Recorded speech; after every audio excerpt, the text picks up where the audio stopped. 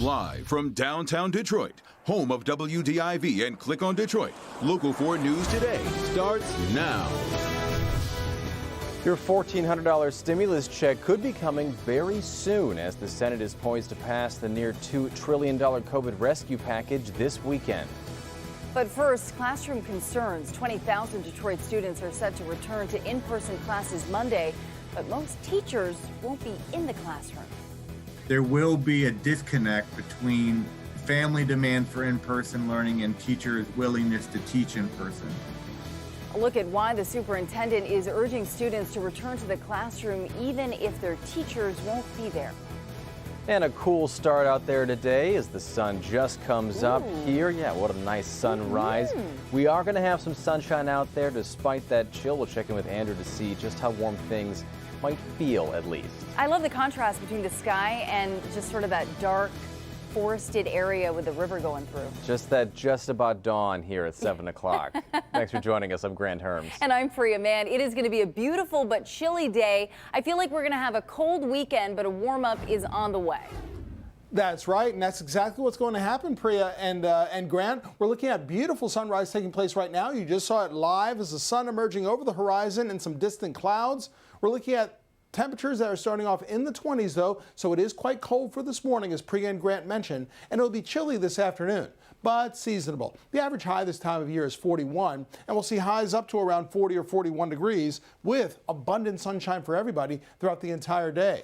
Look at the sunrise from this vantage point. Well, we're looking at temperatures mostly in the low 20s. You saw it briefly there as we looked at downtown Detroit. Now, it is colder elsewhere in the great state of Michigan. We're in the 20s here, but teens even down to just 10 degrees for our friends over in Sault Ste. Marie. Now, we'll talk about how cold it gets tonight because we could see teens later on tonight, but where do temperatures go from here? We'll talk more about your Sunday forecast and your 7-day forecast in moments. Now, remember, download the Local Forecasters app. It has my latest forecast, plus you can track temperatures, everything on Storm Tracker 4, anything, because it puts weather right in the palm of your hand. It is faster, it is easier, and of course it's accurate with our forecast. Download it now. It's free. The Local Forecasters app, search WDIV in your app store. All right, thank you, Andrew. A reason for optimism as you're waking up, your stimulus check could be coming soon.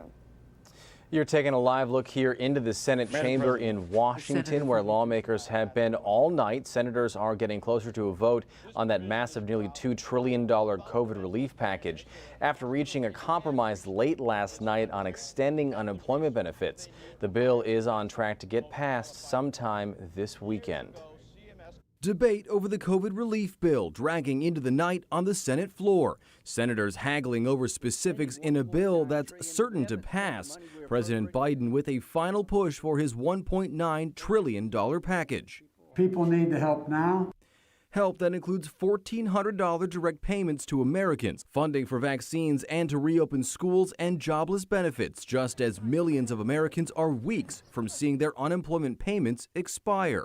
Republicans calling the bill too costly, arguing trillions in relief already approved has gone unspent, and that much of the bill has nothing to do with coronavirus. This is an opportunity to spend money on things not related to COVID because they have the power to do so.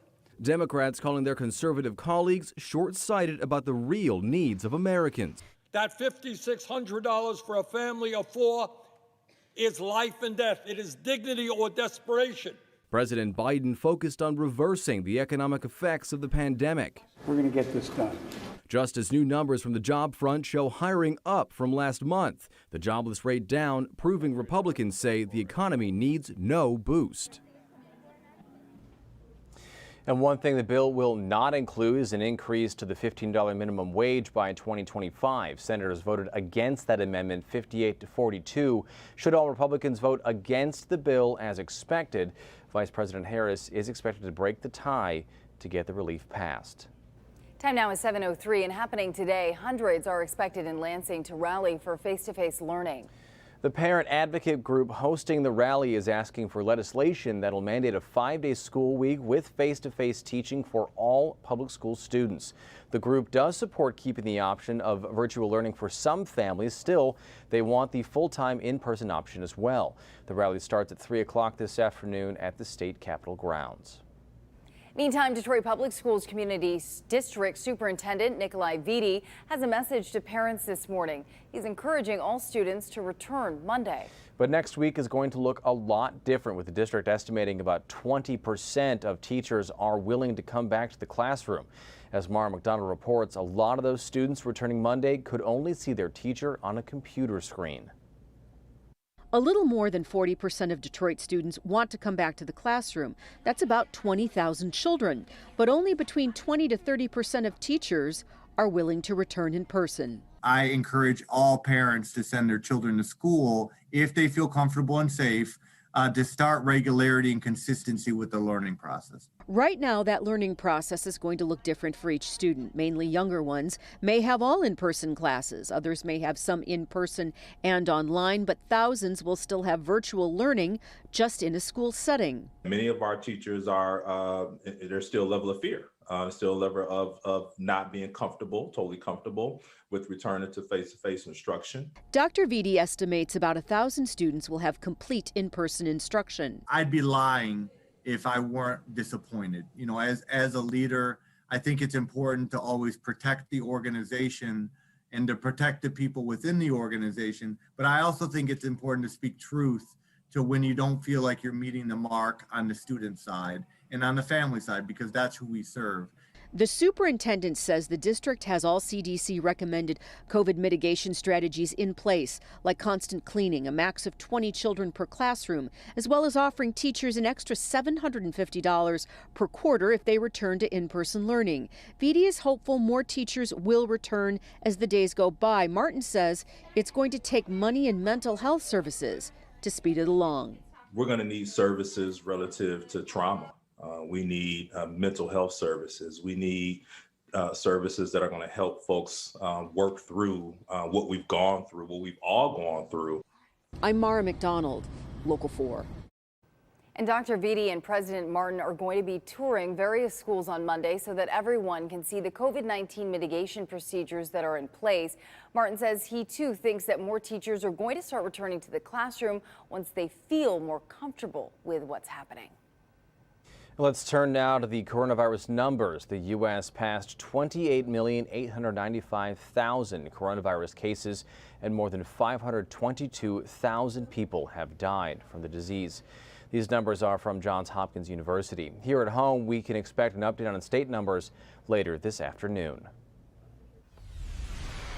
Mayor Duggan is clearing up his comments on the Johnson & Johnson vaccine. The mayor calls it highly effective at preventing hospitalizations and deaths, just like Pfizer and Moderna, and says, quote, "The only reason we chose to not accept the first shipment of Johnson & Johnson was that we had enough capacity with Moderna and Pfizer to handle the 29,000 first and second dose appointments scheduled for the coming week, which already put us very close to our capacity at our current locations."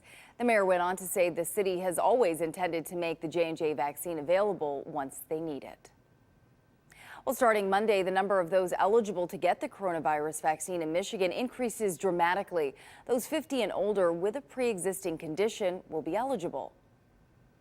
In the meantime, federal data showing the pace of COVID-19 vaccination in the U.S. continues to improve each day, putting the U.S. closer to herd immunity. That's the point at which enough people are protected against a disease that it can't spread. Experts generally agree that somewhere between 70 and 85% of the population must be protected to suppress the spread, a range that Dr. Anthony Fauci has recently cited. According to an analysis of federal data, the U.S. could reach herd immunity by this summer. At the current pace of about 2 million doses per day, 70% of Americans could be fully vaccinated at around the end of July and 85% by the midsummer. Still, health officials are warning Americans should continue to mask and social distance because the battle, they say, is not over yet. We do have a new convenient tool to help us in that battle. The Food and Drug Administration has given emergency use authorization to an at-home COVID test. It's the first molecular product to be green-lit for non-prescription use. The Q Health test is different from the more familiar PCR and antigen tests, but can quickly detect genetic material from the coronavirus in the nostrils. Adults can take their own nose swabs. Children 2 years of age or older can also be swabbed with help from an adult. The tests can be read in about 20 minutes.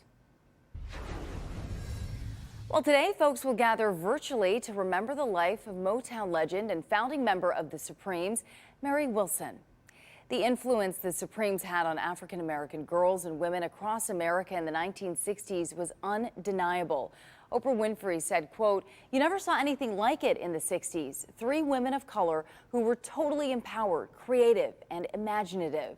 Wilson died on February 8th. She was 76 years old. Her memorial event is live streaming tonight at 7. We've posted the info on clickondetroit.com. All right, well, we are talking about a chilly weekend, but I'm liking those live shots because that sunrise is just so glorious. And I'm hoping the sun sticks around today. Andrew, I'm going to have to break out the new sunglasses or something.